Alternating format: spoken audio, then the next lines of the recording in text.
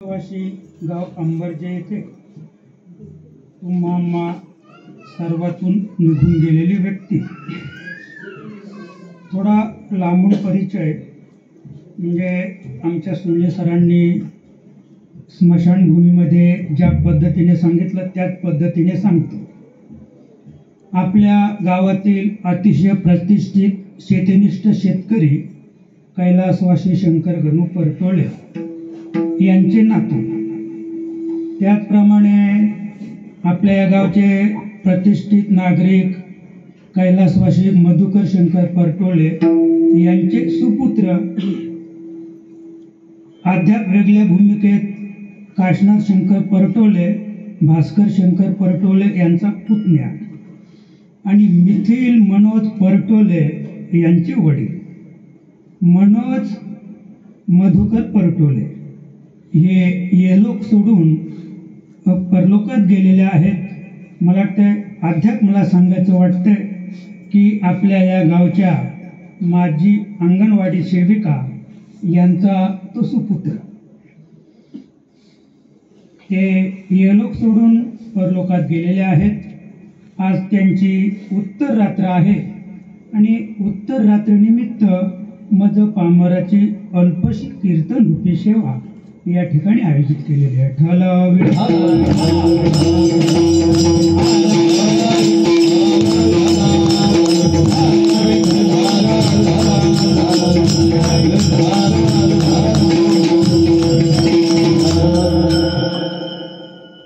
आणि आपल्या सेवेसाठी घेतलेला अभंग पैठणपूर रहिवासी शांतीचे सागर नाथराया यांचा हा 4 चरणाचा अभंग.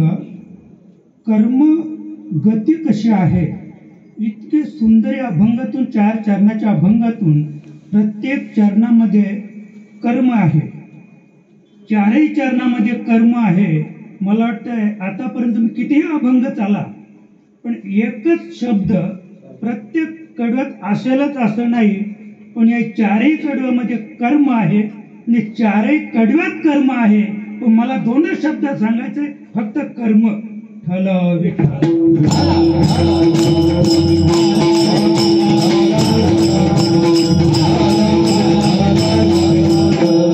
प्रस्तुत अभंगातून नाथराया अखिल जनतेला कर्माची गती काय आहे आणि आपण जसे कर्म करू त्याचा भोग कशा प्रकारे आपल्याला प्राप्त होतो आणि तो चुकवता सुद्धा येत नाही, हे नाथराया या अभंगातून इतकं सुंदर अखिल समाजाला अखिल जगाला इतके सुंदर सांगतात. जे जे कर्म करावे या देही, काय सांगतात नाथ महाराज. अभंग ऐकल्यानंतर तुमच्या कानाला गोड वाटेल बरं का. हा अभंगच असा आहे की मीच आनंदी आहे. हा अभंग माझ्या मुखातून किंवा जेव्हा मी निवडला तेव्हा मीच आनंदी आहे.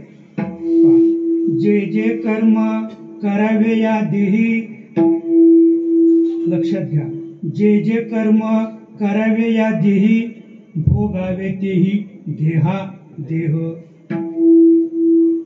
भोगावे तेही देहा देह. प्रारब्ध पहिल्या कडव्यात नाथ महाराज प्रारब्ध सांगतात. दुसऱ्या कडव्यात सांगतात नाथ महाराज बरं का, देहीचे कर्म देहीच भोगावे, देहीचे कर्म देहीच भोगावे, वाया का शिणावे अवघरी क्रियमान. दुसऱ्या कडव्यात नाथ महाराज क्रियमान कर्म सांगतात. देहीचे कर्म देहीच भोगावे, वाया का शिणावे अवघरी. तिसऱ्या कडव्यात नाथ महाराज सांगतात, आपुले संचित तैसा कर्म भोग, आपुले संचित तैसा कर्म भोग, वाऊगा उद्योग बोलोनी काय संचित कर्म. तिसऱ्या कडव्यात नाथ महाराज सांगतात, संचित कर्माची व्याख्या सांगतात आणि संचित क्रियमान आणि प्रारब्ध या तिन्हींचा फलश्रुती शेवटच्या चरणात सांगतात. एका जनार्दनी जैशी कर्म रेखा, एका जनार्दनी जैशी कर्मरेखा न चुके सकलिका कर्म भोग. देहीचे कर्म देहीच भोगावे, देहीचे कर्म देहीच भोगावे, वाया का शिनावे हावरी. पांडुरंग गुरु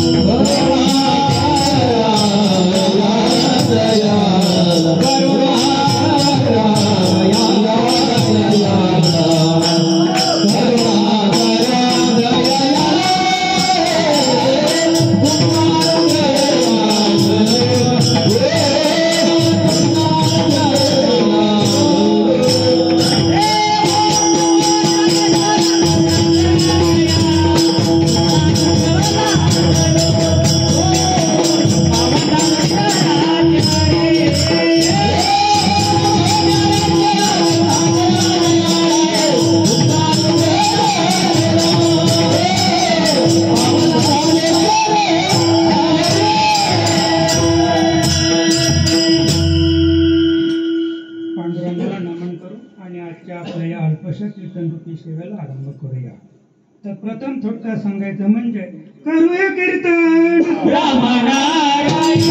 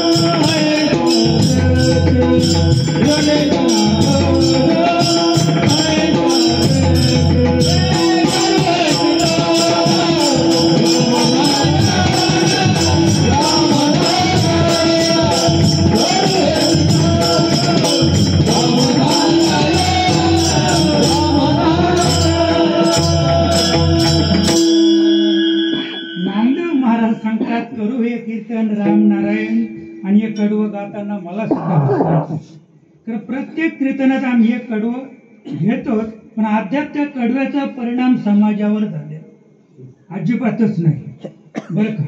जनतेतील जनार्दन पाहायला नामदेव महाराज शिकले. कारण नामदेव महाराजांचा असा भाव होता, देव माझा मी देवाचा, हीच माझी सत्यवाचा. पण या सत्यवाच्यावर भगवंत नाराज होते, उदास होते.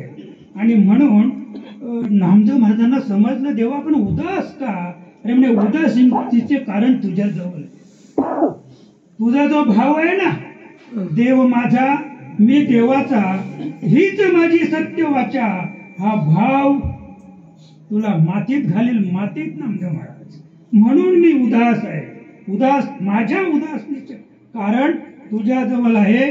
मग नामदेव महाराजांनी चरण धरले देवाचे. देवा तुम्ही सांगा मी काय करू? अरे औंढ्या नागनाथाला जा, औंढ्या नागनाथाला जा. तिथे विसोबा खेचर आहेत.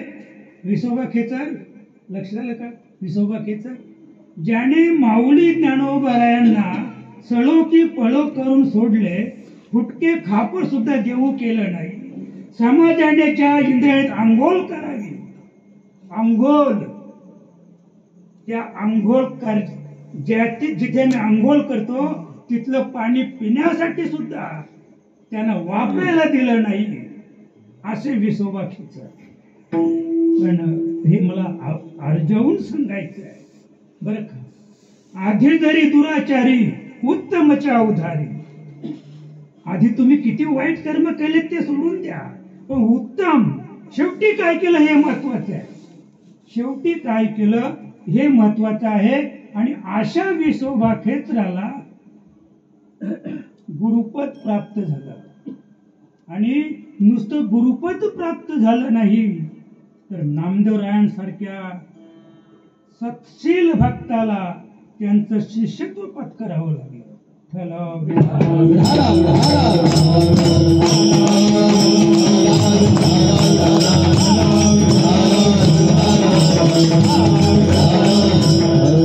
असे नामदेव महाराज सांगतात, जनी जनार्दन, जनी जनार्दन संत बोलती.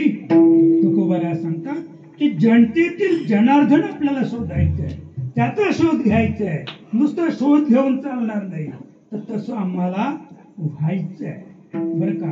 आणि म्हणून थोडक्यात सांगायचं की त्याच्यासाठी, त्याचा शोध घेण्यासाठी आपल्याला आपल्या जीवनात नेमकं काय करावं लागेल. ऐशियाचा पदरा,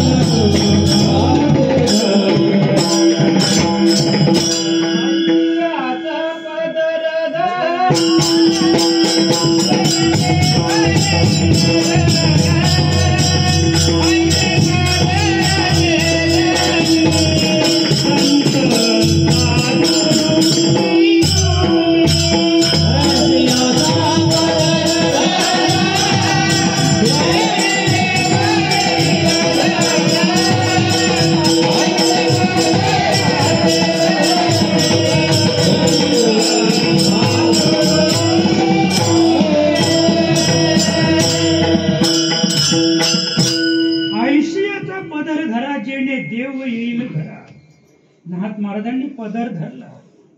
पदर नव्हता तरी धरला. जनार्दन पंतांना पदर होता का? ते साडी नेसत होते का? पदर कशाला असतो? पदर साडीला असतो. तुकडा आणि नऊवारीला असतो तो लॉंग, पाहिजे तेवढा लांब पदर, तो पदर कधीच कमी पडणार नाही बरं का. पण जनार्दन पंतांना जरी पदर नव्हता तर पदर होता, दिसलं का. आणि अशा जनार्दन पंतांना नाथराया शरण गेल्यानंतर श्री खंड्या रूपाने 12 वर्ष नाथांच्या घरी देवाने पाणी भरलं. जेणे देव येईल, तुकोबरायांच्या बाबतीत सुद्धा, दामाजी पंतांच्या बाबतीत बाबाजी सद्गुरूंना शरण गेल्यानंतर तुकोबराया बरं का. समाज आषाढीला सगळा पंढरपूरला होता महाराज. 10-15 लाख लोक पंढरपूरला होते. पण देवांकडे रुक्मिणीने पाहिलं तर देव नाराज होते. रुक्मिणी विचारलं, देवा किती समाज जमलाय, 15 लाख लोक आपल्या दर्शनासाठी, पण रुक्मिणी मी नाराज आहे. माझा जो भक्त आहे ना, तो भक्त या ठिकाणी उपस्थित नाही, म्हणून मी नाराज आहे रुक्मिणी. का तर तुकोबराय आता थकले होते. 31 वर्षे तुकोबरायाने पंढरपूरची वारी केली. आणि जेव्हा बाबाजी सद्गुरू स्वामी भेटले त्यांच्या जीवनामध्ये, आणि मग त्यांच्या मनाला थकवा आला तुकोबरायांच्या. तुकोबाने ठरवलं की आता मला खऱ्या देवाची ओळख मला झाली. आता पंढरपूरला मी जे 31 वर्ष वाऱ्या केल्या त्या कशासाठी, देवाची ओळख व्हावी म्हणून मी भक्ती केली. आता मला देवाची ओळख झाली. आता मला पंढरपूरला दिंडी चालली होती महाराज. दिंडी तुकोबांकडे देहूला आली. चला महाराज, तुकोबाने सांगितलं आता माझ्या देवाला निरोप सांगा की तुकोबा थकले. तुकोबा थकले होते का? तुकोबा थकले नव्हते, लक्षात का. आणि म्हणून रुक्मिणीला सांगितलं, रुक्मिणी गरुडाला बोलवा, मला एकदा त्याचं मुख पाहू द्या, म्हणजे मला बरं वाटेल. आणि म्हणून गरुडाला पाठवलं. गरुड देहूगावला आलं. आणि गरुड देहूगावला आल्यानंतर गरुडाने सांगितलं, तुकोबा मला पंढरीश पांडुरंगाने पाठवलंय, आपण चला, तुम्ही थकलात ना, बसा. त्याने सांगितलं, आपण वाहन कुणाचे, मर्यादा फार महत्तम, आणि म्हणून मर्यादा पुरुषोत्तम, मर्यादा फार महत्वाची आहे. तुकोबाने सांगितलं, नाही राजा, आपण भगवंताचे वाहन आहात आणि तुमच्या पाठीवर मी बसणं पायाचे वाहन.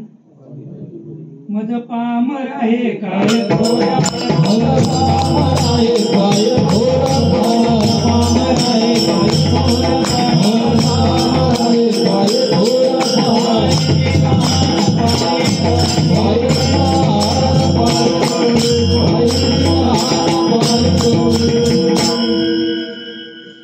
अगदी वाट पाहत होते पांडुरंग तुकोबारायांची.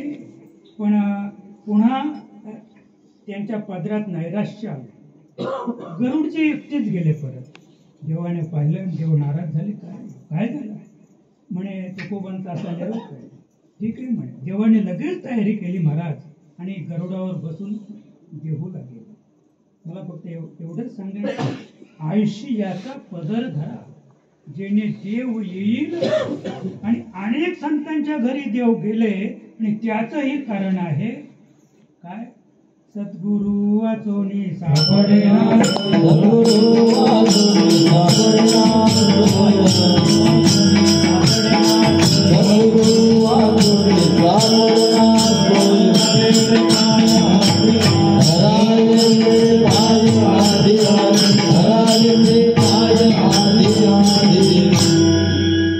सद्गुरु वाचोनी सापडेना सोय, धरावे ते पाया जादी. सद्गुरूला शरण गेल्याशिवाय आपला आवाज भगवंतापर्यंत पोहोचणार नाही. आणि जोपर्यंत आपला आवाज भगवंतापर्यंत पोहोचत नाही तोपर्यंत देव तुमच्यासाठी धावून येणार नाही. कारण आमच्या ठिकाणी काय माया आहे. द्रौपदीच्या ठिकाणी माया होती. भीष्मराज ही माया आहे. धर्मराज ही माया आहे, अर्जुन ही माया आहे, सदेव असेल, नकुल असेल, कृपाचार्य असेल, भीष्माचार्य असेल, ही सगळी मंडळी म्हणजे मायेचा बाजार.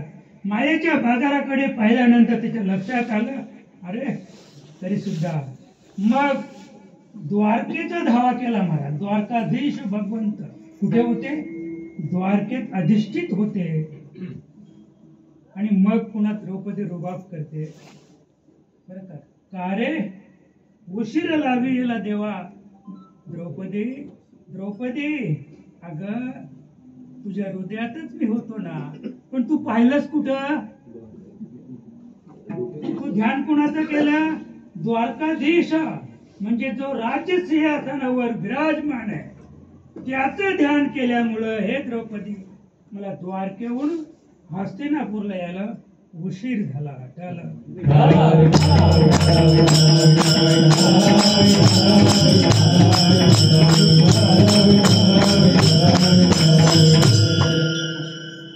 आता ज्या निमित्त आपण या ठिकाणी जमलेलो आहोत ना, थोडस पाहूया. आपल्यातून गेलेला मनोज मधुकर तळकळे, अगदी दीर्घ आजार, सुंदर स्वभाव, उंच बांधा. आमच्या अंगणवाडीच्या बाईंचे एक वाक्य तुम्हाला सांगतो की त्याचं बालपण मामाकडे गेलं आणि तो अगदी लहानपणापासून मामाकडेच लहानाचा मोठा झाला, जाणता झाला. आणि बालपणी त्याची सेवा मला करता आली नाही,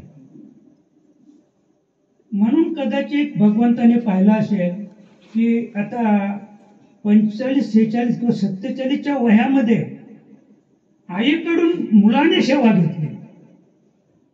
कदाचित आमच्या बाई बोलल्या की कदाचित देवाच्या मनात असं असेल की बालपण जे आहे, बालपणात बाळाची सेवा आईच करते, पण तिला ती सेवा न घडल्यामुळं या वयात तिच्याकडून त्या बालाने सेवा घडवून घेतली आणि एक दिवशी या जगाचा निरोप घेतला, बरं का. आणि ते या जगातून निघून गेले. पण त्यांच्या बाबतीत मला हे सांगायचे, उत्तम स्वभाव होता, अगदी गोड बोलायचा, कधी कुणाच्या बरोबर कधी भानगड सुद्धा केली, कधी कुणाला वाईट बोलला नाही. पण बरं एक काळ असा होता की आमचे शंकर गरुडे सांगत, बरं का तुमच्या लक्षात येणार, बाबू पाटील मला सांगायचे की म्हणे माझा नातू त्यांनी असा कोर्स केलाय की महाराष्ट्रात सुद्धा तो कोणी केला नाही. तो कोर्स होता पोकलंड न्हावाशेवा. जेव्हा तिथे काम चालू होतं न्हावाशेव्याला, त्यावेळेला हा तिथे कामगार म्हणून होता. तिथे तो पोकलन चालवायचा. पोकलन चालवून अन्य साधारणतः दिवसाला 10,000 रुपये कमवायचा. किती कमवायचा म्हणजे पगार सोडून सांगतो बरं का, इतर 10,000 रुपये कमवायचा. आणि मग तो मनोज शेठ झाला. मनोज कोण झाला? शेठ झाला. कदाचित तो अंबरजाला आला ना मनोज शेठ, तर 10-20 त्याचे सवंगडी त्याच्या बरोबर असायचे. मनोज त्याच्या बरोबर असायचे. पुढे नाही सांगत नाही, पुढे मी एवढं सांगू इच्छितो की प्रत्येक आईला मी विनंती करतो, प्रत्येक बापाला मी विनंती करतो की वय वर्ष 1 ते वय वर्ष 7 पर्यंत आपल्या मुलावर संस्कार घडवा, आपल्या मुलावर संस्कार घडवा. पुन्हा एक वाक्य सांगतो, जेव्हा आम्ही राखाडी धुवायला गेलो ना, त्या बाईने राखाडीला हात लावला. बाई बोलली, अरे मी आई तुझी, आणि आईने लेकाच्या राखाडीला हात लावावं अशी पाळी आईवर येऊ नये म्हणून सांगतो. पुन्हा एकदा सगळ्या आयांना सांगतो. मी मानवीला पण सांगितलं, आमचं वय गेलं, तुमचं वय आहे, तुमची लहान मुलं आहेत ना, लहान लेकरं असतील तर त्यांच्यावर असे संस्कार करा की त्यांच्या राखाडीला स्पर्श करण्याचा वेळ आपल्यावर येऊ नये. असं काहीतरी करा. असं काहीतरी करा. परिवर्तन घडलं पाहिजे महाराज. सांगू का? कदाचित तुम्हाला माझ्या बोलण्याचा राग सुद्धा येईल, पण मी तुमचा आणि तुम्ही माझ्या म्हणून सांगतो. कदाचित तुम्ही शिवलीलामृत नावाचा ग्रंथ वाचला असेल. पहिल्याच अध्यायाचा विषय सांगतो. पहिल्या अध्यायामध्ये दाशार्ह नावाचा राजा होऊन गेला आणि कलावती नावाची त्यांची राणी होती. आपण शिवलीलामृत वाचला असेल. त्या राजाला स्त्री संगती करण्याची इच्छा झाली. थोडक्यात सांगेन मी. तो त्या आपल्या स्त्रीकडे गेला रात्रीचे. त्या शय्येवर तो गेला. शय्येवर गेल्यानंतर त्या दाशारी नावाच्या राजाने कलावती राणीला फक्त स्पर्श केला आणि स्पर्श केल्याबरोबर जसा आपल्याला म्हणजे लाईटला चुकून स्पर्श व्हावा आणि शॉक लागावा असा शॉक लागला त्याला. त्या राजाला एकदम शरीराचं दहा झालं, झटका लागला आणि पाठीमागे थांबला. तो काही बोलला नाही, काही सांगितलं नाही. त्याला वाटलं असेल काहीतरी. दुसऱ्या दिवशी पुन्हा राणीच्या शय्येवर गेला तो राजा. दुसऱ्या दिवशी तसंच घडलं. मग राजाने विचारलं, खरं सांग कलावती राणी, आपलं आयुष्य चाललंय, आपण एकत्र आहोत, एकत्र संग करीत आलो, पण काल जो विषय घडला आजही तोच घडला, त्याचं कारण सांग. तिने सांगितलं, राजे मी दुर्वास मुनींना शरण गेलेल्या. दुर्वास मुनी ऋषी माझे गुरु. दुर्वास ऋषींकडून मी एक मंत्र घेतलेला आहे आणि ते ह्या मंत्राचं सामर्थ्य आहे. माझ्या अंगाला स्पर्श करू नका. आता राजानं पाहिलं किती दिवस. राजाच तो. राजे त्याला म्हणतात की जे भोग विलासी आहे, भोग विलासी आहे. त्याने विचार केला किती दिवस स्पर्श करायचा नाही. म्हणे असं कर ना कलावती, तुला जे सांगितलंय ना दुर्वास मुनींनी तोच मंत्र तू मला दे. तिने सांगितलं, राजे हा धर्म नाही आणि हा वर्म सुद्धा नाही. तुम्हाला जर शरणत जायचं असेल ना, तुम्हाला माझा संग करायचाच असेल ना, तर आता सध्या या विश्वामध्ये गर्ग मुनी त्या पदावर आहेत. कोण आहेत? गर्ग मुनी त्या पदावर आहेत. तुम्ही गर्ग मुनींना शरण जा. राजा दाशार्य गर्ग मुनींना शरण घ्या. बस दृष्टांत संपला. आपल्याला सुद्धा असे संस्कार घडवून घ्यायचे आहेत. आणखी एक सांगतो महाराज. आपल्याला कुबेर माहित असेल नाही का? देह हे काळाचे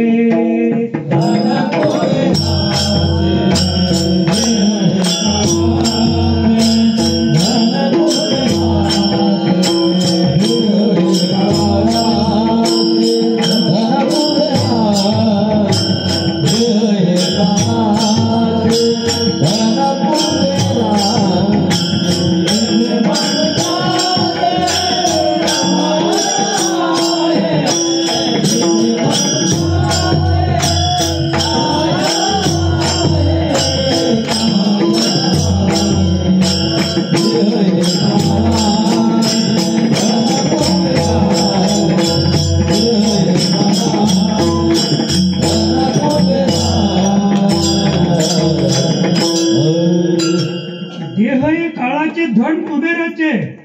आता आपण ऐकून आहोत टाटा सेटचं किती धन आहे, बिर्लाचं किती आहे, आणखी कोण, अनिल अंबानी नाही का, सामान्य धन आहेत का? पण त्यांना हे माहित नाही जे आम्हाला माहित आहे. आम्हाला काय माहित आहे? धन कुबेराचं नाही का. म्हणजे या त्रैलोक्यामध्ये जेवढं धन आहे ते सोनं असेल, नाणं असेल, भात वगैरे काय जे काही असेल, ते पैसा असेल, हे सगळं धन कुणाचं आहे? कुबेराचं धन आहे बरं का. आणि जो एवढा गडगज संपत्ती ज्याच्याकडे आहे त्याची मुलं किती संस्कारशील असतील. ज्याच्याकडं एवढी गडगंज संपत्ती आहे त्याची मुलं कधीच संस्कारशील नसतात. आणि म्हणून त्याचे 2 मुलं होती. एक नलकुबेर आणि एक मणिग्रीव अशी दोन त्याची मुलं होती. आणि बापाची संपत्ती विश्वात मावणार नाही एवढी संपत्ती. आता कितीचे सत्शील असतील. एक दारू प्यायला लागले दोघे पण. दारू पिता पिता मग आणखी आउटलाईन बरं का. बरं ही मुलं कोणाची होती? कुबेराची.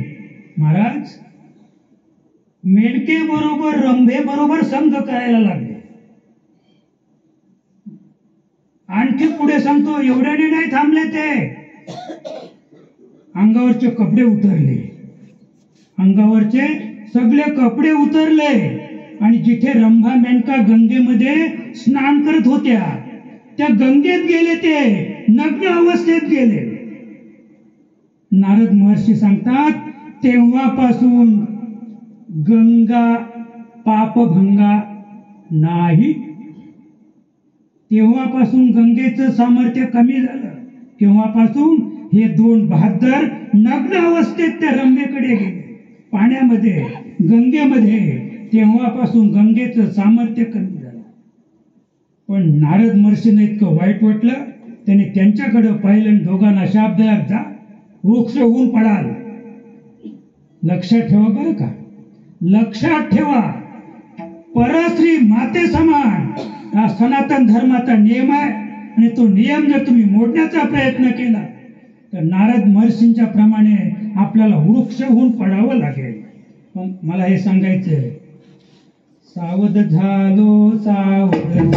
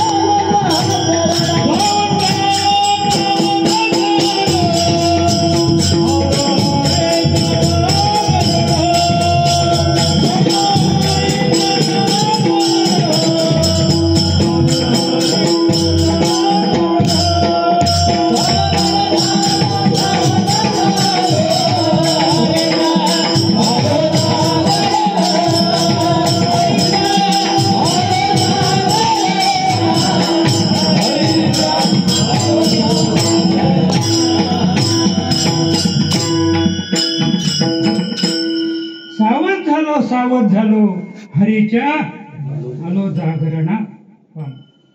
शाप दिल्याबरोबर सावध झाले. सावध व्हायला पाहिजे. सावध व्हायला आम्ही मातीत चाललो तरी सावध नाही बरं का. एवढं वाईट कृत्य केलं त्यांनी. एवढी संपत्ती होती त्यांच्याकडे. पण नारदाचा शाप ऐकल्याबरोबर डबडबा घाम फुटला. गंगेतून बाहेर आले. अंगावर कपडे चढवले आणि नारदजींच्या चरणावर डोकं ठेवलं. नारदजी बोला बोला नारदजी आम्ही आपल्याला शरण आहोत. नारदजीने सांगितलं ब्रह्मशाप मागे घेता येत नाही. ब्रह्मशाप कधी खोटा होत नाही. पण मी एक उशाप देतो तुम्हाला. तुम्ही दोघेही वृक्ष व्हाल गोकुळात नंदाच्या घरासमोर. आणि एक दिवस तुमच्या जीवनात सोन्याचा येईल. गोकुळात भगवान श्रीकृष्ण अवतरेल आणि त्यांच्या पदस्पर्शाने तुमचा उद्धार. याला काय म्हणतात? शाप की वरदान? ठरवा तुम्ही. लहान मुलांना आमच्या सरांना माहित आहे. एक अभंग काय येतं काय म्हणतात त्याला? शाप की वरदान? निबंध. शाळेमध्ये पेपरमध्ये एक निबंध येतो प्रश्नपत्रिकेवर. कोणताही एक लिहा त्याच्यात येतो शाप की वरदान बरं का. इथे शाप की वरदान मला वाटतं नारदाने दिलेला शाप नाहीये वरदान आहे. हे दोघे नलकुबेर आणि मणिग्रीव गोकुळामध्ये वृक्ष होऊन पडले दोन्ही. आणि बुद्धी कर्मानुसारिणी आणि कर्मानु बुद्धिसारिणी दोन्हीचा अर्थ पुढे पाहू. बुद्धी कर्मानुसारिणी यशोदा मातेला अशी बुद्धी निर्माण झाली की हा आता फारच चोऱ्या करायला लागला, फार गाराणी यायला लागली, आणि म्हणून आता याने चोरी करू नये म्हणून, माझ्या बाळाने चोरी करू नये म्हणून त्याला शासन केलं पाहिजे. अनेक गवलणी आल्या, अनेक त्याचे जोडीदार आले, माते माते देवाला नको बांधू. अनेक गवलणी आल्या, यशोदा किती लोणी तुझं किती चोरलं देवाने, म्हणजे जेव्हा स्वतःच चोरलं तेव्हा, बरं का, तेव्हा बांधायला घेतला. किती माठ फोडले तुझे. यशोदा माता, तुझे जर 5 लिटर लोणी खराब झाला असेल तर आम्ही 25 लिटर लोणी देतो, पण देवाला बांधू नका. काय सांगितलं? देवाला बांधू नका. पण बुद्धी कर्मानुसारीने बांधलंच ना.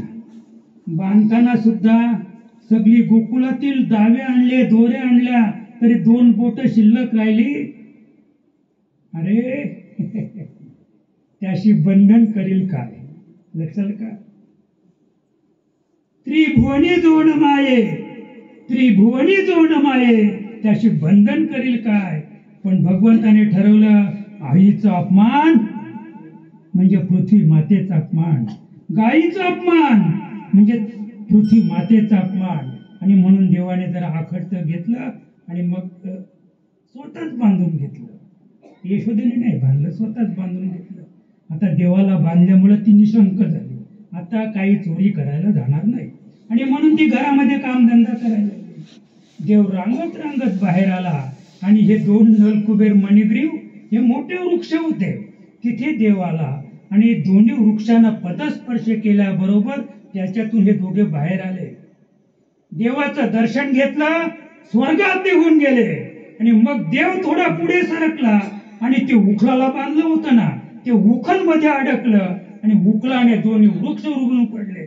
मोठा आवाज झाला, आणि मग यशोदा बाहेर आली. वाचला रे माझे लेकरू, वाचलं.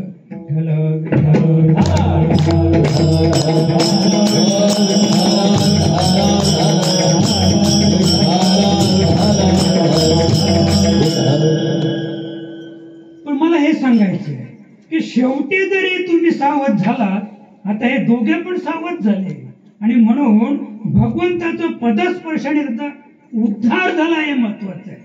आपण आपला उद्धार करून घ्यायचा असेल तिथे वयाची मर्यादा नाहीये, शैक्षणिक मर्यादा नाहीये, मानाची अपमानाची पदाची कसलीच मर्यादा नाहीये. आपला उद्धार करून घ्यायचा असेल तर आपण सुसंस्कृत झालो पाहिजे, भगवंताचं भजन केलं पाहिजे. कायमी उद्धार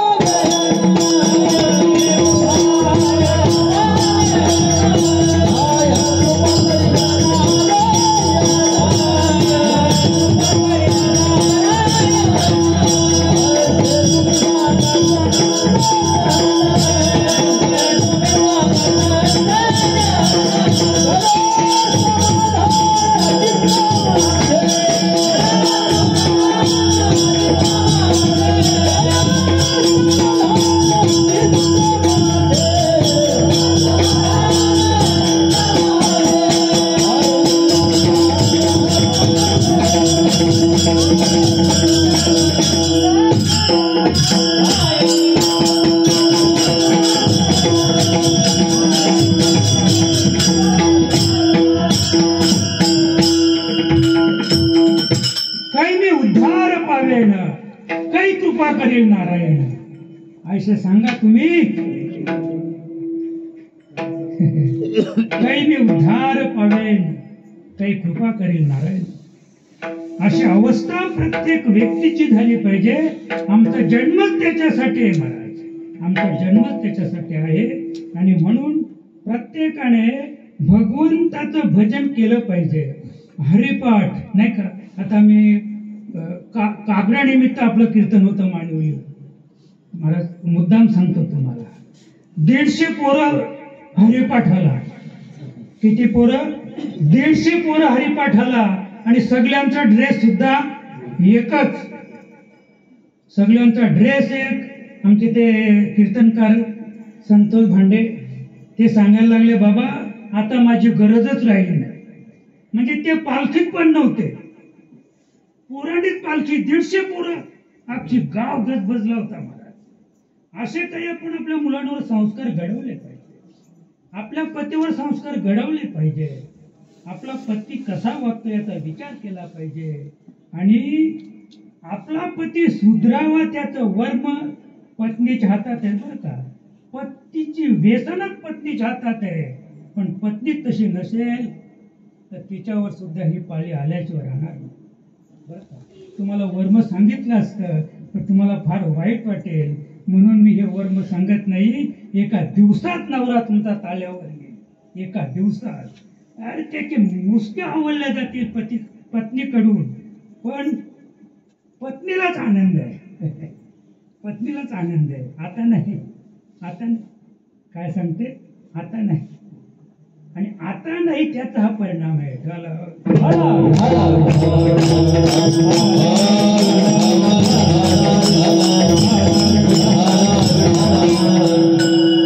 आता वळूया भंगाकडे. जय जय कर्म करावे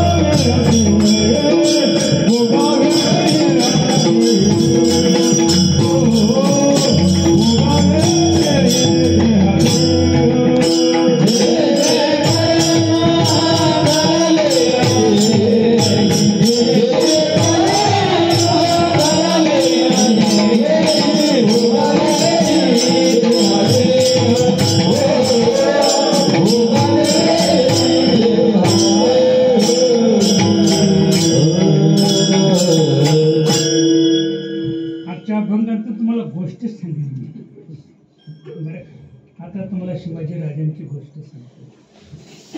महाराष्ट्राचे महान चक्रवर्ती राजे छत्रपती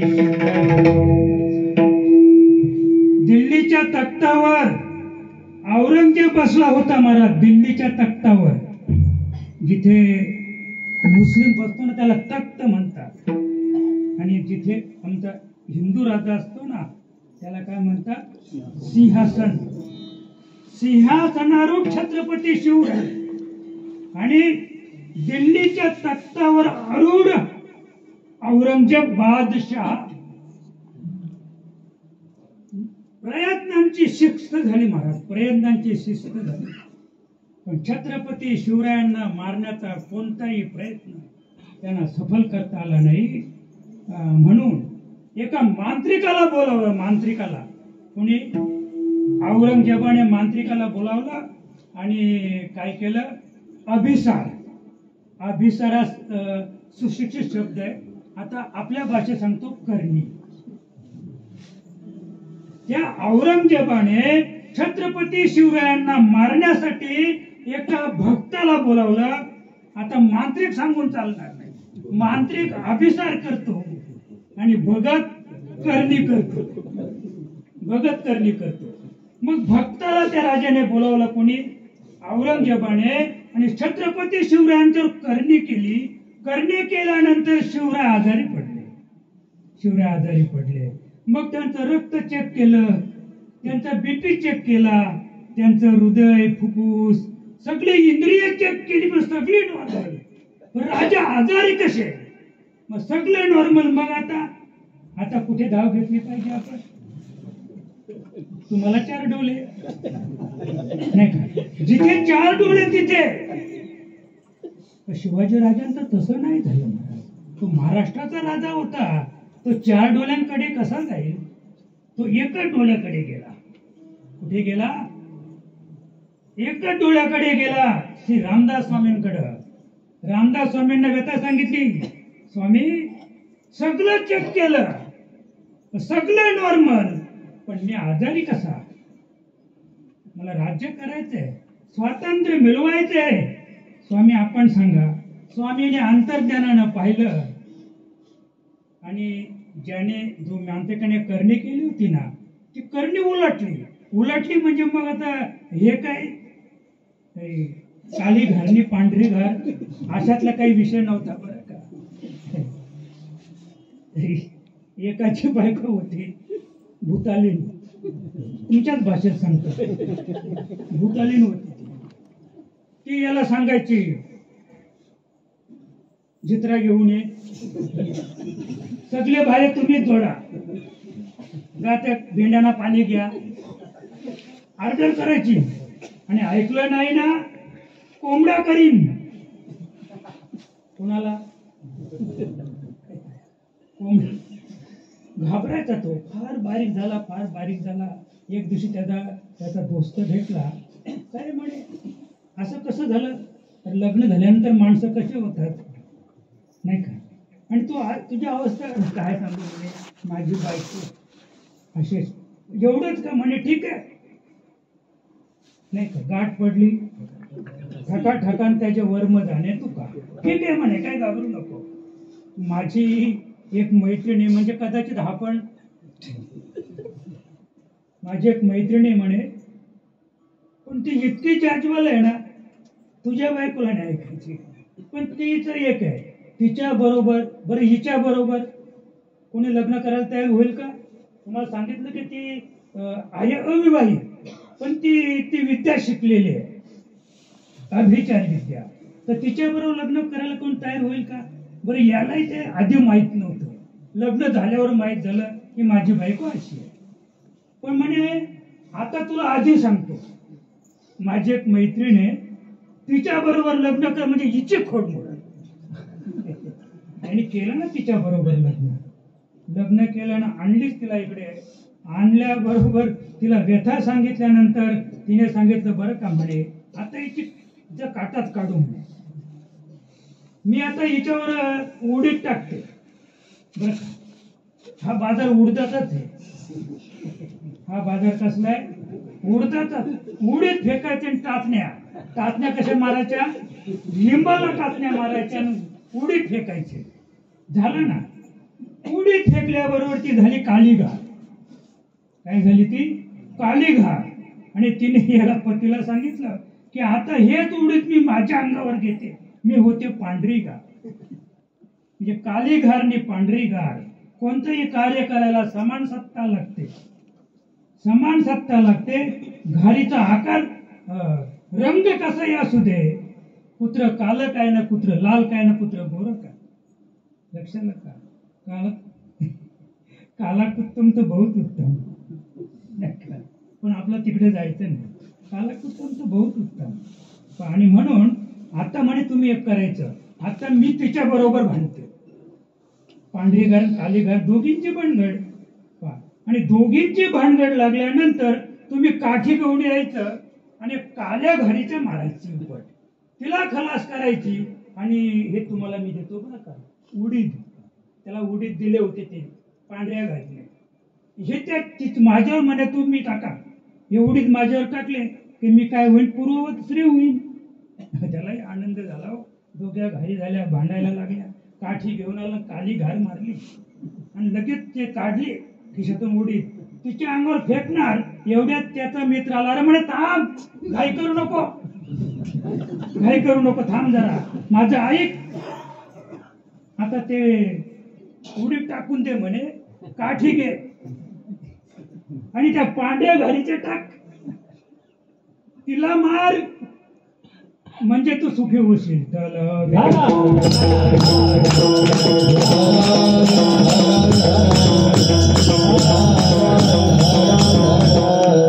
आपण कुठे होतो? छत्रपती शिवराय एका डोळ्याकडे गेले, रामदास स्वामींकडे गेले. रामदास स्वामीनं कोणत्याही प्रकारचा मंत्र उच्चारला नाही. ऐकल्याबरोबर ध्यानस्थ बसले महाराज. समाधी लावली रामदास स्वामींनी आणि समाधीस्थ झाल्याबरोबर त्या मांत्रिकाच्या संपूर्ण शरीराचा दाह व्हायला लागला. अगदी घाम फुटला, रक्त यायला लागलं नाकातोंडातून. आणि त्याने औरंगजेबाला सांगितलं, राजे आता मात्र शिवाजी राजांना असा मांत्रिक भेटलाय की तुम्हाला जाळून टाकेल, तिथून महाराष्ट्रातून दिल्लीला झाली. बस आता तुमची लक तुम्हाला हो, मी चाललो. आणि तो मांत्रिक निघून गेला. मला फक्त एवढंच सांगायचे, प्रारब्ध. अरे एवढ्या महान आजारातून ज्याने त्याला वाचवलं, गुडघेच्या रोगानं आमच्या छत्रपती शिवरायांना मृत्यू आला, हे त्यांचं प्रारब्ध. शिवराय जेव्हा हे जग सोडून गेले महाराज, 1 महिनाभर रामदास स्वामी अन्न पाणी वर्ज्य करून कुणाशी बोलले नाहीत. या जगात सगळ्यात जास्त दुःख झालं असेल शिवराय गेल्यानंतर तर फक्त रामदास स्वामींना आणि रामदास स्वामींना. आता हा मनोज आपल्यातून गेल्यानंतर आम्हाला सुद्धा, तर तो आमचा होता आणि आम्ही त्याचे होतो, त्यांचं कुटुंब सुद्धा आहे, पण जेवढं दुःख आम्हाला सुद्धा त्याच्या जाणीव येतात, कारण तो आपला होता. लक्षात का? रामदास स्वामींना एवढं दुःख झालं महाराज, पण रामदास स्वामी काहीही करू शकले नाही. प्रारब्धाच्या पुढे कोणीच काही करू शकत नाही. एका जनार्दनी भोग प्रारब्धाचा, एका जनार्दनी भोग प्रारब्धाचा, हरे कृपेचा नाश झाला, हरे कृपेचा एका जनार्दनी भोग प्रारब्धाचा, हरी कृपे त्याचा नाश झाला. होऊ द्या, आपल्याला नाश पाहायचा नाही. बरं का, आपला विषय वेगळा. आपल्याला प्रारब्ध किती बलवत्तर आहे हे कुणाच्या बापाला सुद्धा चुकणार नाही, हे आपल्याला पाहायचंय. छत्रपती राजांना सुद्धा ते चुकवता आलं नाही. प्रभू राम जेव्हा मिथिला नगरीत होते ना, लग्न जमलं, पण सटवी आली तिथे, सटवी.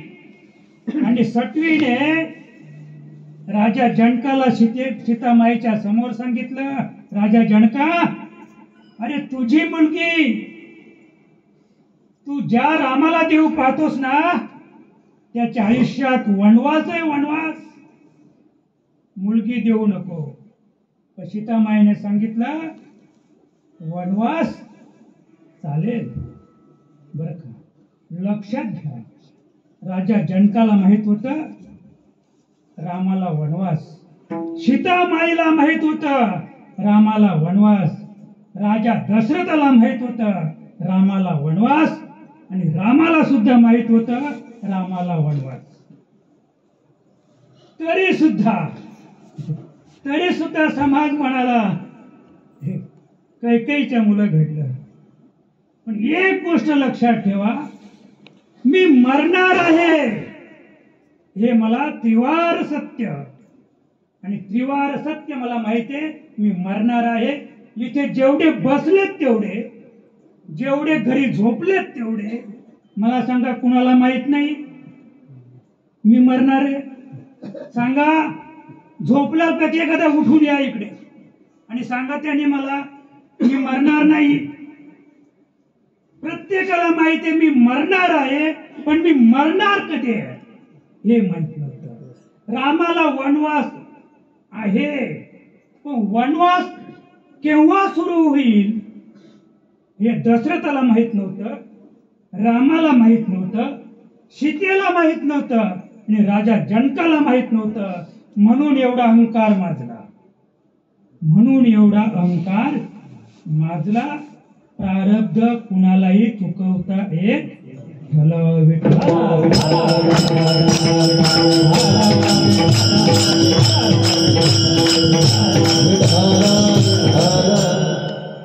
जे जे कर्म केले या देही, आता आपण मुद्द्यावर येऊया.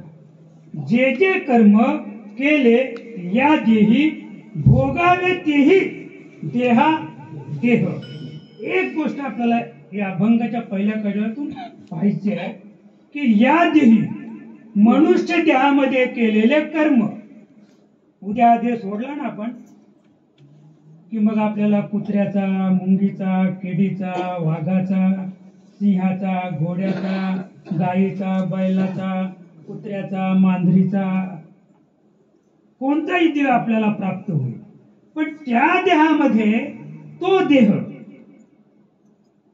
आपण या देहामध्ये जे काही पाप करू किंवा पाप सदृशम कर्म करू की ज्या कर्माने आपल्या माथी पाप येईल आणि त्याचा मृत्यू झाला तर तुम्हाला जेवढ्या योनी सांगितले ना तेवढ्या तुम्हाला प्राप्त होतील. पण त्या सगळ्या योनी कशा आहेत? भोग योनी. आता तुम्ही तुमच्या जीवनामध्ये पुण्य सदृश कर्म केला असेल, फार पुण्य झालं तुमच्या जीवनात, मग तुम्ही कुठे गेलात? आता स्वर्गात गेलात, तुम्ही देव झालात. पण ती योनी कोणते?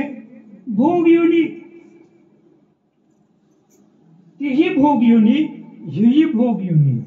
तुम्ही मनुष्य देहात केले जे कर्म आहे ते कर्म भोगण्यासाठी तुम्हाला पुन्हा माणसाचा जन्म घ्यावा लागेल. देवांना दुःख नाही, पशु पक्ष्यांना दुःख नाही, दगड धोंड्यांना दुःख नाही. झाडावर कुऱ्हाड मारली काय, झाडाला पाणी घातलं काय, दोघांना सावली सारखीच देतो. नदी व्याघ्रा विषवून मारू आणि गायीची तृषा हरू, गायीला अमृत म्हणून आणि वाघाला विष म्हणून नाही. तो पाण्याचा भाव नाही.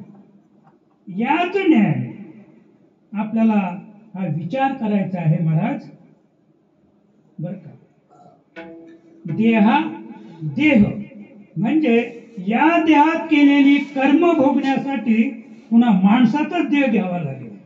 तर माणसाच्या जन्म तुम्ही जेव्हा घ्याल ना तेव्हा तुम्हाला सुख काय आणि दुःख काय हे कळेल. इतर योनीमध्ये फक्त भोग योनी आहेत, त्यांना सुखाची आणि दुःखाची सुद्धा वार्ता माहीत नाही. मग तुकोबांच्या उक्तीप्रमाणे किंवा नामदेव महाराज सुद्धा ते सांगतात, एक एक योनी कोटी कोटी फेरा. एक एक योनी कोटी कोटी फेरा. एक एक योनी कोटी कोटी फेरा. मगरागे मारा मानवास, मगरागे मारा मानवास. एक एक योनी कोटी कोटी फेरा. एक एका योनीमध्ये कोटी वेळा फेरे घ्यायचे. कुठल्या योनी? इतर ज्या योनी आहेत आणि मग माणसाचा जन्म. आणि माणसाचा जन्म प्राप्त झाला की त्याचं मागच्या जन्माचं कर्म प्रारब्ध रूपाने उभं राहते लगेच. बर का, एक छोटस उदाहरण महाभारतातलं पाहूया. भीष्माचार्यांचं आणि धृतराष्ट्राचं. मी वेळ घेणार नाही आणि वेळ होत पण आली. का आधी भीष्माचार्याचं पाहूया, कारण आधी भीष्माचार्याने देवाला प्रश्न विचारला, नंतर धृतराष्ट्राने. आणि म्हणून भीष्माचार्य जेव्हा शरपंजरी पडले, शरपंजरी म्हणजे बाणांच्या टोकावर त्यांची शय्या होती आणि त्यावेळेला त्याने भगवंताला आमंत्रित केले. धर्मराजा अर्जुन 5 पांडव बरोबर होते. भीष्माचार्याने भगवंताला प्रश्न विचारला, देवा मला मी ज्या दिवशी जन्माला आलो त्याच्यापेक्षा सांगतो, ज्या दिवशी माझा पिंड आईच्या गर्भामध्ये सामावला त्या दिवसापासून अथपासून तर इथपर्यंत मला माझ्या जन्माचं स्मरण आहे. जेवढं काही मी कर्म केलंय त्या कर्माचं मला स्मरण आहे देवा. मी माझ्या आयुष्यामध्ये जितकं सुद्धा पापकर्म केलेलं नाही. मग देवा माझ्यावर अशी पाळी का? मग देवाने सांगितलं जरा डोळे मिटा राजा. राजाने डोळे मिटले, डोळे उघडले. 50 जन्म मागे गेले महाराज. किती जन्म? 50 जन्म मागे. म्हणजे 50 वेळा माणसाचा जन्म घ्यावा लागला. त्याने 50 जन्मापूर्वी केलेलं कर्म ते पारधी होते. पारधी भीष्माचार्य रस्त्याने जात असताना एक सरडा रस्त्यावर होता आडवा. त्याने एक गंमत म्हणून त्या सरड्याला बाणाखाली उचलला आणि एका बोरीच्या झाडावर फेकून दिला. तो सरडा 6 महिन्याच्या काट्यामध्ये पडून होता महाराज. 6 महिन्यानंतर तो गतप्राण झाला. हे जेव्हा त्याने पाहिलं ना तेव्हा देवाचे चरण धरले. देवा आता मला कळलं की 50 जन्मापूर्वी मी केलेलं जे दुष्कृत्य अजाणतेपणे केलेलं कर्म ते सुद्धा चुकणार नाही. ते कर्म त्याच्या संचितात जमा होतं आणि ते याची वाट पाहत होते. म्हणून महाभारत युद्धामध्ये त्याला शरपंजरी पडावं लागलं बरं का. देही म्हणजे अनेक जन्म घ्यावा लागले. देहाच्या पोटी देह, देहाच्या पोटी देह. आणखी सांगतो राजा धृतराष्ट्र होऊन गेला. धृतराष्ट्र होऊन गेला तर त्याची सुद्धा 100 पोरं एकाच वेळेला मारली गेली. आणि 100च्या 100 पोरं कोणी मारली? एकानेच मारली. भीमानेच मारली. अगदी शेवटचा सुपुत्र मारला दुर्योधन. सामान्य नव्हता बरं का दुर्योधन. दोघे एकाच गुरुचे शिष्य. 5 पांडव आणि 100 कौरव. एकाच गुरुचे शिष्य पण कर्म बुद्धीने सारून बरं का. त्याचे जे कर्म होतं त्या कर्माने त्याची बुद्धी तशी बनली. कर्माने दुर्योधनाची बरं का. जानामी धर्म सामान्य नव्हता. नचिम्या प्रवृत्ती. काय सांगतात दुर्योधन? त्याने कबुली दिली जानामी धर्म. अरे मला तुम्ही सामान्य समजू नका. मी महान ज्ञानी आहे. मी धर्म जाणतो. पण नचिम्या प्रवृत्ती. पण धर्म कसा सांभाळावा, धर्माने कसं वागावं अशी मला माझी बुद्धी कर्मबुद्धीने माझी बुद्धी ते कर्मच मला करून देत नाही की जेणेकरून असा धर्म करावा की पुण्य होईल. जाणाम्या धर्म. देवा मी अधर्म जाणतो पण नचिम्या निवृत्ती. पण त्या अधर्मापासून मी निवृत्त होऊ शकत नाही. मला केणामी देवेन हृदय स्थितेन. असा कोणता देव माझ्या हृदयात वास करतो की तो मला अशी बुद्धी देतो की मी अधर्म जाणतो तरी अधर्मापासून मुक्त होत नाही. त्याला म्हणतात दुर्योधन.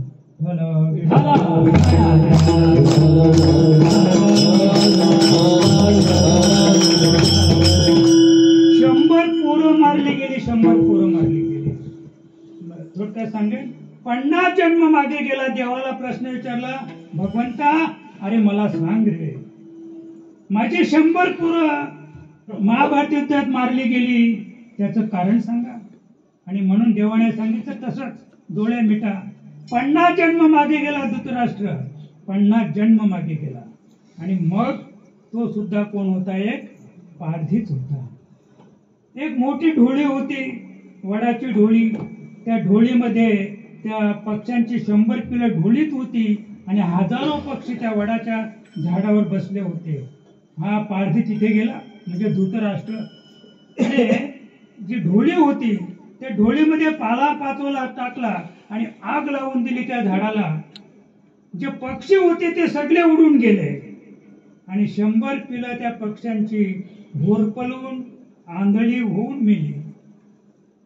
आणि तो जो त्यावेळेचा 50 जन्मापूर्वीचा भोग ते प्रारब्ध आता या ठिकाणी उभं राहिलं आणि त्यांच्या डोळ्यात देखत 100 पोरं मारली गेली. ढल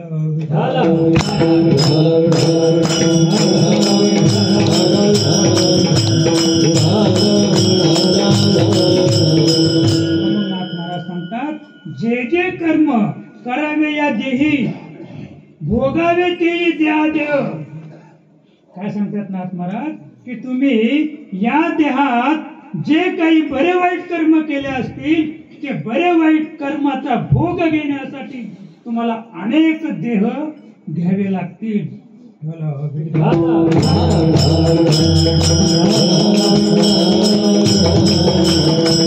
आणि हा झाला प्रारब्धाचा भोग. आता आपण पाहूया क्रियमान दुसऱ्या कडव्यामध्ये. देईचे कर्म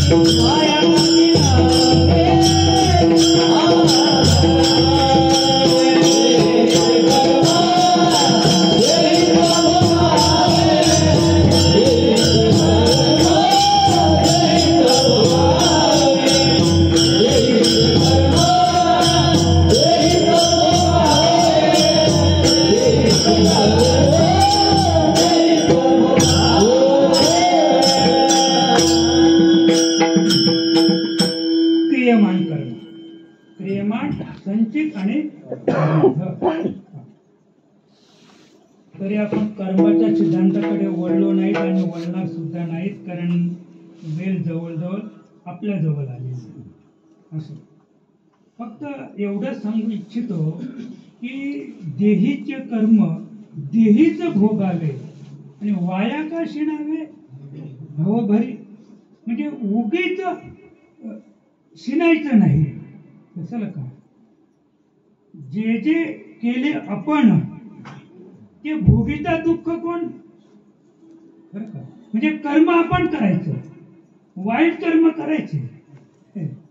पण मी म्हणतो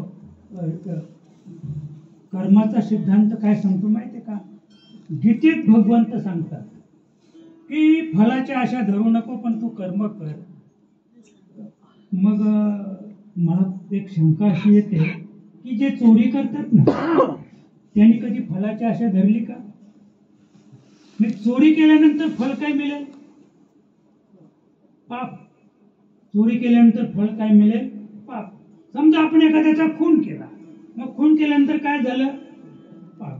बरं, मग खून करताना त्याने फलाची इच्छा केली का? त्याला हे माहित नाही का की खून केल्यानंतर मला अजन्म कारावास, म्हणजे त्याचं फळ अजन्म कारावास किंवा फाशी मला भोगावी लागेल. खून करणाऱ्याने हा कधी विचार केला का? आणि त्याने जर हा विचार केला तर तो खून करेल का? नाही. म्हणून महात्मे सांगतात पाप उघड उघड करा आणि पुण्य लपून करा. पण आमचं नेमकं उलट, आम्ही पुण्य उघड करतो. तुम्हाला समजलं ना? मी दत्त मंदिरला 5,000 दिले, ते माझं नाव वर आलं पाहिजे बरं का. जेवढे यादीत नाव आहेत सगळ्यांचं पुण्य त्याच दिवशी संपलं ज्या दिवशी त्या बोर्डावर त्याचं नाव आणि त्याच्या पुढे त्याने दिलेली रक्कम. बस लक्षात का? पाप उघड उघड करा. मी संतान हे सांगायचे की तुम्ही पाप उघड उघड करायला गेले की तुम्ही पापच करणार नाहीत. हे त्याचं वर्म, हे त्याचं वर्म आहे. तुम्ही राजाची चोरी करायला निघाला पण भर दुपारी जिथे सिक्युरिटी तैनात आहे, बंदूकधारी आहे, पिस्तूलधारी आहे, तुम्ही चोरी करायलाच कसे? पण महात्म्यांतर तुम्ही चोरीच करायचे ना. जा त्या राजाची चोरी करा. पण दुपारी जा. ते सिक्युरिटी झोपल्यावर जाऊ नका, झोपल्यावर जाऊ नका. मग काय होईल? चोरी होईल का? करेल का तो चोरी? संतांना हे सांगायचंय की पाप उघड उघड करा, म्हणजे तुम्ही पाप करू शकत नाही. लक्षात का? आता आपण कुठे होतो लक्षात तुम्हाला? देहीचे कर्म देहीच भोगावे. आता पुन्हा मला सगळं महाभारतातलं सांगायचंय. राजा परीक्षिती जे जे केले आपण ते भोगिता दुःख कोण? तुम्ही जे बरे वाईट कर्म केलेले आहे त्या बरे वाईट कर्माचे तुम्ही साक्षी आहात, आणि ते भोगताना दुःख कसं? तुम्हाला गरज होती एका व्यक्तीकडून 1,00,000 आणले, वा उसने किती आनंदी होता तो. वेळेवर काम झालं माझं, किती आनंदी होता. वेळेवर काम झालं, त्याने 1,00,000 दिले म्हणून 5 वर्ष झाली तरी परतफेड केली नाही. 5 वर्षानंतर ज्याने ₹1,00,000 दिले होते तो मागायला आला, तर याने त्याला शिवीगाळ केली. चालता हो म्हणे, माझ्याकडे येतील तेव्हा मी देईन. मला काय सांगायचंय? भोगिता दुःख कवन. अरे ज्याच्याकडून तुम्ही आणले तेव्हा तुम्ही आनंदित होता, त्याची परतफेड सुद्धा आनंदाने करा. तुम्ही कधीच दुःखी होणार नाही, कधीच दुःखी होणार नाही. आणि म्हणून राजा परीक्षिती, की ज्या राजा परीक्षितीला आपल्या आईच्या उदरामध्ये आश्वस्तामेने ब्रह्मास्त्र सोडल्यानंतर आईच्या उदरामध्ये तो जळत होता. राजा परीक्षिती आईच्या उदरात, उत्तरेच्या उदरात तो जळत होता. त्याच्या देहाची आग झाली होती, गोळा बाहेर फेकला जाणार होता. एवढ्यात त्या उत्तराने प्रभूची ध्यान केलं, प्रभूची धारणा केली, प्रभूला हाक मारली, आणि भगवान कृष्णाने आपलं जे सुदर्शन चक्र आहे ते तिच्या पोटामध्ये धाडलं सूक्ष्म रूपाने, आणि त्या सुदर्शन चक्राने राजा परीक्षितीचा त्या ठिकाणी काय केलेलं आहे? वाचवलं त्या ठिकाणी राजा परीक्षितीला. तोच राजा परीक्षिती मी थोडक्यात सांगू इच्छितो. प्रारब्ध किती बलवत्तर आहे, क्रियमान किती बलवत्तर आहे, पण क्रियमान सुद्धा आपल्याला कधीच भोगल्याशिवाय सोडता येणार नाही. याच देही, या देहाने त्याने काय कर्म केलं माहितीये? सहज जंगलामध्ये गेला असताना एक ऋषी ध्यानस्थ बसला होता. राजा परीक्षितीला तहान लागली. सार्वम सत्ताक राजा परीक्षिती तिथे गेल्यानंतर त्या ऋषीच्या आश्रमामध्ये काहीच नव्हतं. ऋषींकडे रिद्धी प्राप्त होती महाराज, आणि म्हणून ऋषींकडे ना मडकं, ना कपडे, ना चूल, ना शेगडी, काहीच नसायचं. त्यांना जेव्हा भूक लागेल तेव्हा रिद्धी सिद्धीला आमंत्रण करायचे, पाहिजे ते त्यांना खायला मिळालं. त्याच्या परीक्षिती गेला, पाहिलं त्याच्याकडं तहान लागली होती, अतिशय तृषा, काहीच नाहीये. पाणी न मिळाल्यामुळं थोडासा राग आला राजाला. बाहेर निघाला तर एक मेलेला सर्प रस्त्यावर पडला होता. एक बुद्धीनुसार मला हे सांगायचे, त्याचं कर्मच तसं बनलं, आणि कर्माने त्याच्या बुद्धीवर घात केला, आणि त्याने काय केलं? त्या बाणाने तो मेलेला सर्प उचलला आणि ऋषीच्या गळ्यात आणून टाकला. बरं का? त्याच्या मुलाचं नाव होतं शृंग. त्याने पाहिलं आणि माझ्या वडिलांच्या गळ्यामध्ये मेलेला सर्प, आणि लगेच त्याने शाप दिला, जा म्हणे 7 दिवसात मृत्यू. मला हे काय सांगायचे? देहीचे कर्म देहीच भोगावे. ज्या देहाने मेलेला सर्प ऋषीच्या गळ्यात अडकवला, त्या देहाने ते केलेलं वाईट कर्म, पापात्मक कर्म, त्याच देहाने भोगताना दुःख कोण? कशासाठी दुःख पाहिजे? राजा परीक्षितीने कोणत्याही देवाला विनंती केली नाही, भगवान प्रभूचं ध्यान केलं नाही, धनुर्धर अर्जुनाला बोलावलं नाही. अरे ज्या देहाने मी केलंय ना त्या देहाला आनंदाने भोगू द्या. राजा घरी गेला.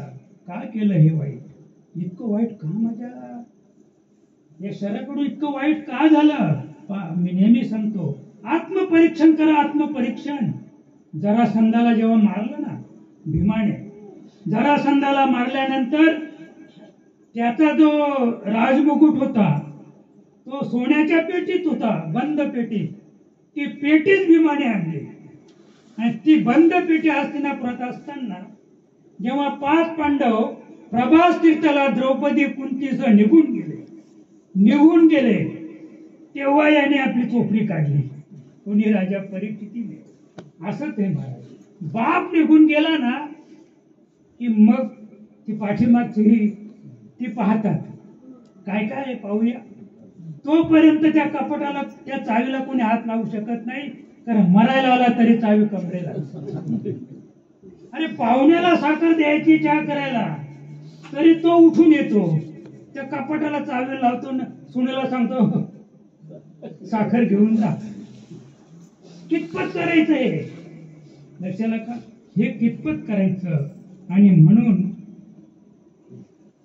राजा परीक्षिती त्याने ठरवलं की कुणालाही आपली व्यथा सांगायची नाही, कुणालाही काहीच सांगायचं नाही.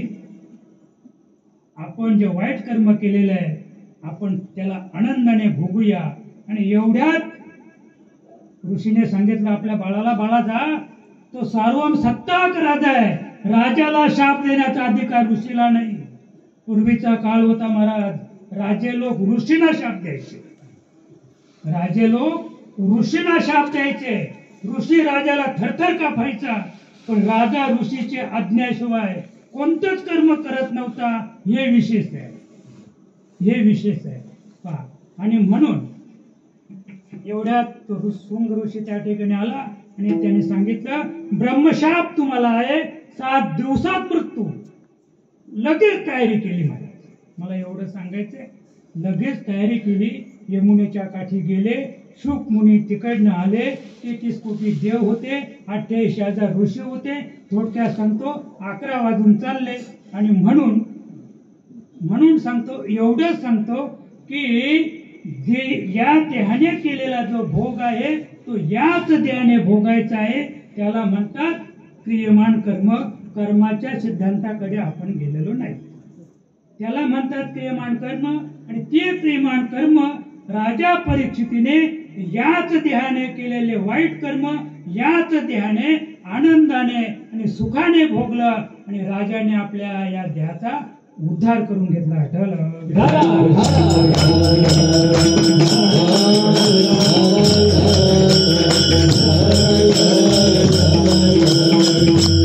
आता पाहूया तिसऱ्या चरणात काय. आपुले संचित तैसा कर्म भोग, आपुले संचित तैसा कर्म भोग, आपुले संचित तैसा कर्म भोग,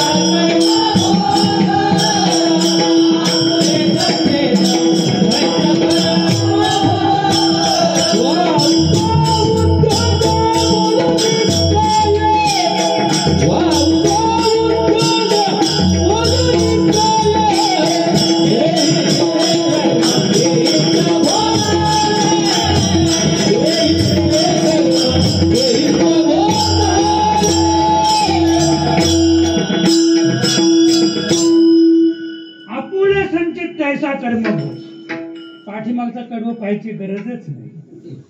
आपुले संचित तैसा कर्म भोग. आता हे सांगायला गेलो तर महाराज उजाडेल तरी संपणार नाही. आपुले संचित तैसा कर्म भोग या या या कडवर आपण बोलायला गेलो ना उजाडलं तरी संपणार नाही. पण 1-2 मिनिटातच संपतो बरं का. कुंतीच पाहूया. कुंती माता ही मागच्या जन्मात, कारण आपण कुठे आहोत संचित कर्मावर आहोत, म्हणून मागचं सांगतो. मागच्या जन्मामध्ये ती एक राणी होती कुंती, आणि तिला एक सवत होती. कुंतीला मुलबाळ तेव्हा झालं नाही. ती राणी होती मागच्या जन्मात, तेव्हा तिला मुलबाळ झालं नाही बरं का. आणि मग या जन्मात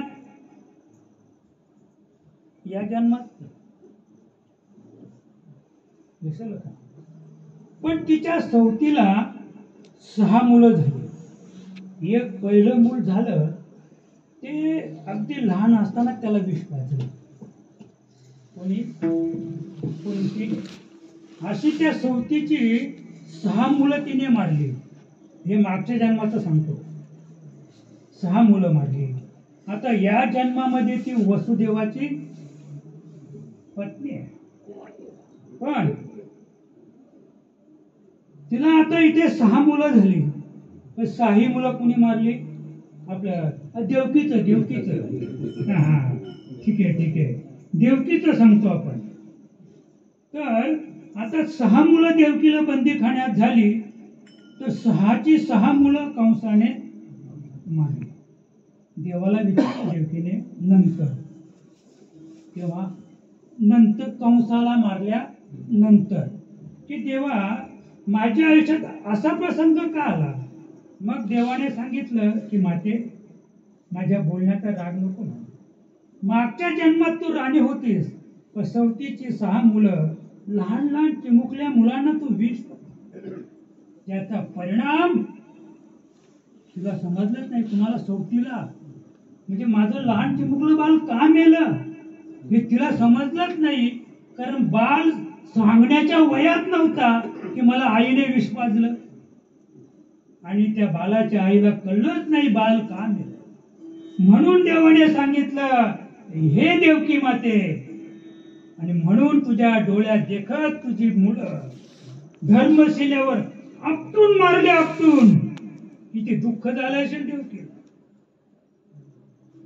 त्या बालांच्या आईला दुःख नाही झालं कारण बाल कसं गेलं हे तिला कळलंच नाही. पण माझी बाळा कशी गेली ही देवकी शेवटपर्यंत विसरली नाही. ती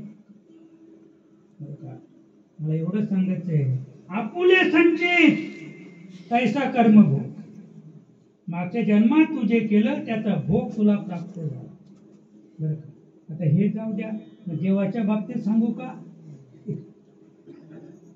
भगवान श्रीकृष्णाच्या बाबतीत जरी आपण सांगायचं झालो, व्याधाने बाण मारला. व्याध जवळ आला. व्याधाने देवाला विनंती केली, चरण स्पर्श केला. देवा तुम्ही सांगाल, तुम्ही काही शिक्षा सांगाल ती भोगायला मी तयार आहे. अजाणतामुळे माझ्यातून हे विपरीत कर्म घडलेले. देवाने सांगितलं बाबा हे विपरीत नाही, हे सुपरिचित आहे. आणि माझं प्रारब्ध तसं होतं आणि प्रारब्धामुळे हा भोग मला आलेला आहे. रामाला वनवास का आला? मागच्या जन्मामध्ये जमदग्नी ऋषीने सांगितलं परशुरामाला वेळेवर पूजेसाठी पाणी न आणल्यामुळं आईला यायला उशीर झाला. जमदग्नी म्हणजे क्रोधाचाच पुतळा परशुरामाला त्याने काय केली? फरमान काढला, परशुरामा आईचा वध कर. परशुरामाने तलवार घेतली आणि आईचं शिर उडवलं. मी म्हणतो असंच करा, सगळ्यांनी असंच करा. पण एक गोष्ट मात्र विसरू नका, परशुरामा तुझ्या कर्तव्यावर तुम्ही जे कर्म केले ना त्या कर्मावर मी प्रसन्न आहे. माग वर माग. त्याने सांगितलं द्यायचे का? देत असेल तर मला माझी आई पाहिजे. असा सुपुत्र जन्माला यावा. द्यायचा असेल तर मला फक्त माझी आईच मला पाहिजे. आणि हे केव्हा मागावं त्याने? त्याला 2-4 पोरं झाल्यानंतर. भगवंताकडे केव्हा मागावं त्याने? कदाचित त्याला नातू झाल्यानंतर. मग देवाला सांगावं देवा अरे द्यायचं असेल तर मला फक्त आई आणि आईच दे. कुणाला लग्न झाल्यानंतर आई बोलायचंच नाही. लक्षात का? आणि म्हणून मी एवढं सांगू इच्छितो की जी देवकी मातेची स्थिती झाली अतिशय दयनीय स्थिती, आणि तशी स्थिती आपली होऊ नये म्हणून आपण आज सावध झालो पाहिजे. आपण आपले कर्म कसे केले पाहिजेत हे महत्वाचे आहे. मला फक्त कर्मावरच बोलायचं आहे आणि कर्मावर बोलतो म्हणून मला आनंद आहे. बरं का? प्रत्येकाने कर्म या विषयाचा विचार करा. आपण कर्माचा विचार केला तर निश्चित आपला उद्धार झाल्याशिवाय राहणार नाही. आपलं संचित आपण केलेले क्रियमान कर्म ते संचितात जमा होणार नाही. आणि संचित म्हणजे भात्यात ठेवलेला बाण, त्याला संचित म्हणतात. आणि भात्यातून बाण काढून तीर लावणं आणि एकदा तो भात्यातून सोडणं त्याला म्हणतात प्रारब्ध. एकदा प्रारब्ध स्थिर झालं की ते कुणालाही चुकवता येणार नाही. म्हणून आजच विचार करायचा आहे की आपण कर्म कसे करायचे की ते कर्म आपल्या संचितात जमा होणार नाहीत.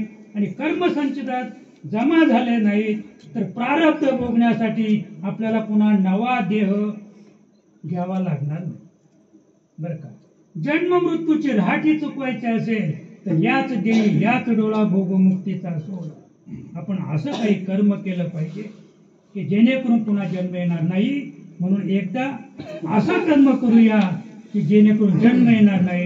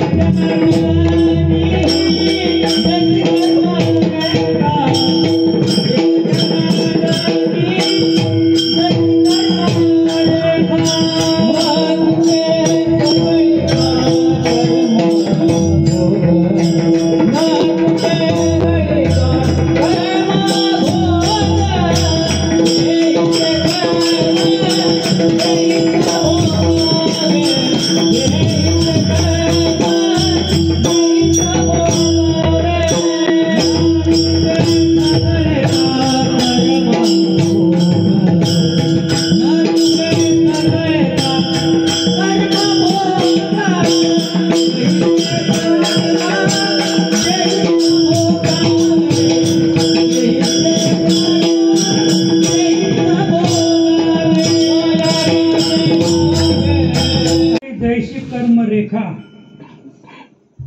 न चुके सकलिका कर्मभोग. एवढंच नाही तर ब्रह्मादिका सुद्धा न चुकेची.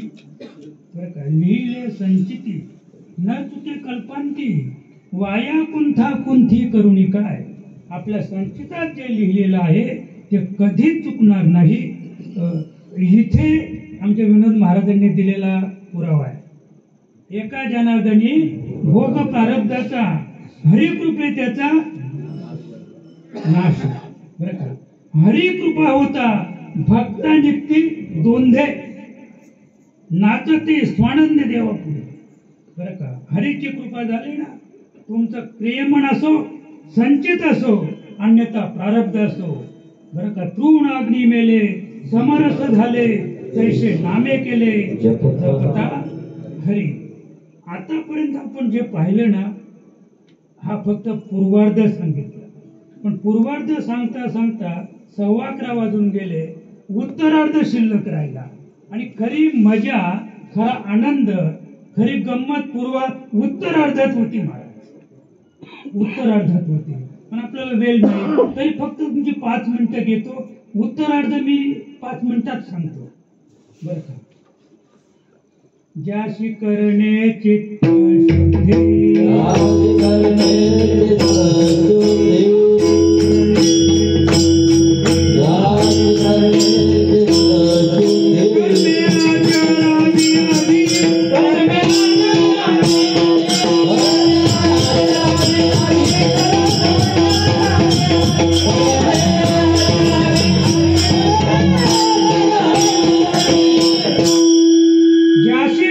चित्त शुद्धी कर्मे आचरावी आधी पूर्वार्धावरा तोडगाय.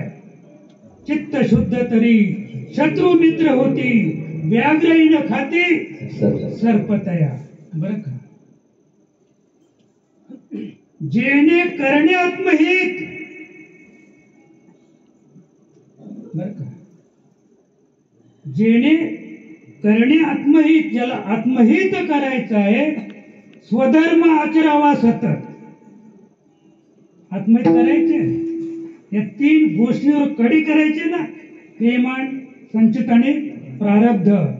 जेणे करणे आत्महित, आत्महित करा, आत्म्याची ओळख करून घ्या. बरं का, आत्म्याची ओळख करून घ्या आणि त्याने काय होईल, स्वधर्म आचरावा सतत दिन रजडे हाची धंदा गोविंदाचे पोवाडे. हा तोडगा आहे. हा काय आहे, तोडगा आहे. त्याचे पुढे सांगतो का तोडगा आहे तर कर्म केवळ देहाच्या माथा. आता मी जे कर्म केले ना आणि आतापर्यंत करत आलो, ज्या कर्माने आम्हाला तो अतिशय तीव्र असा भोग भोगावा लागला, तो कर्माचा भोग नाथ महाराज सांगतात कर्म केवळ देहाच्या माथा आणि आत्मा तो देही विदेहता. कोणी भोगलं कर्म, आत्मा तो देही विदेहता आणि कर्म तो केवळ देहाचे माथा. उत्तरार्ध सांगतो बरं का, तुम्हाला उत्तरार्ध सांगतो.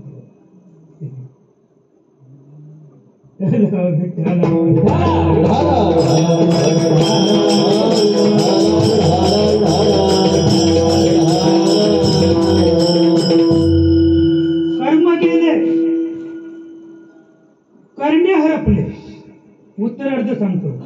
आतापर्यंत आपण कर्मच करत आलो आणि कर्माचा भोग भोगत आलो आणि भोगताना कोणाला आनंद सुद्धा झाला नाही.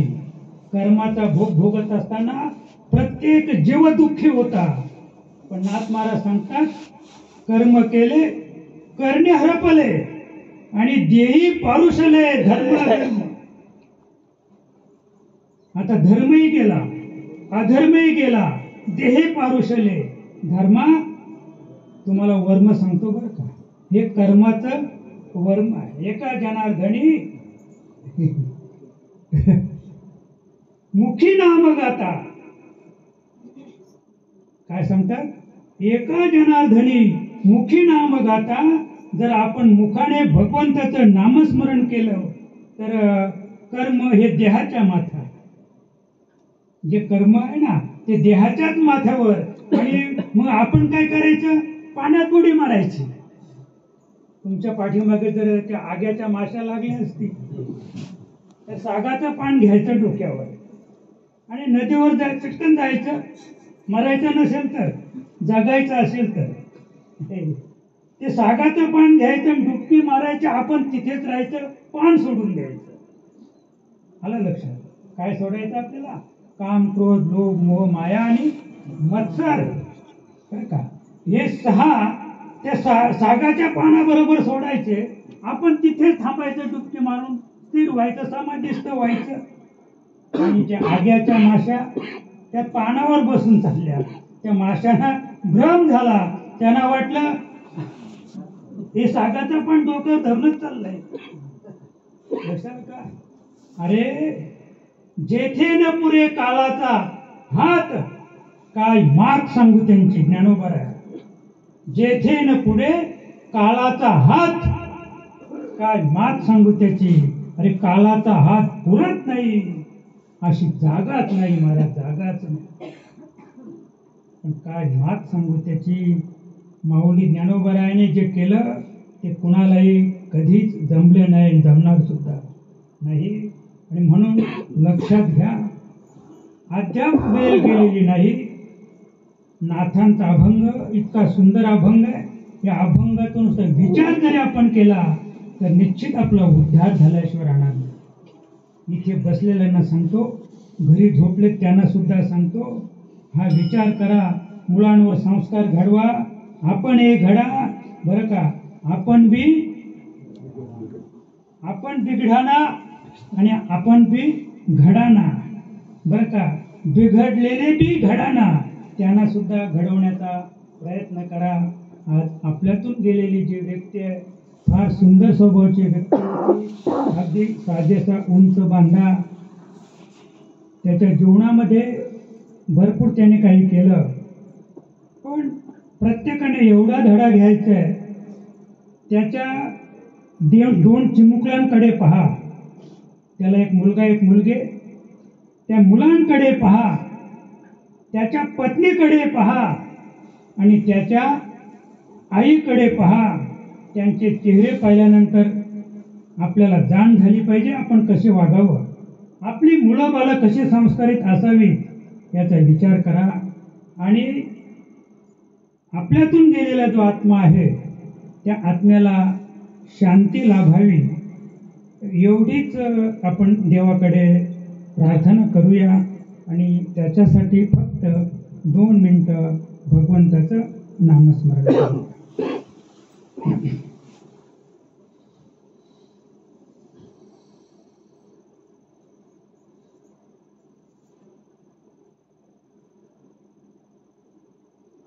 ज्ञानेश्वर माऊली ज्ञानराज माऊली तुकाराम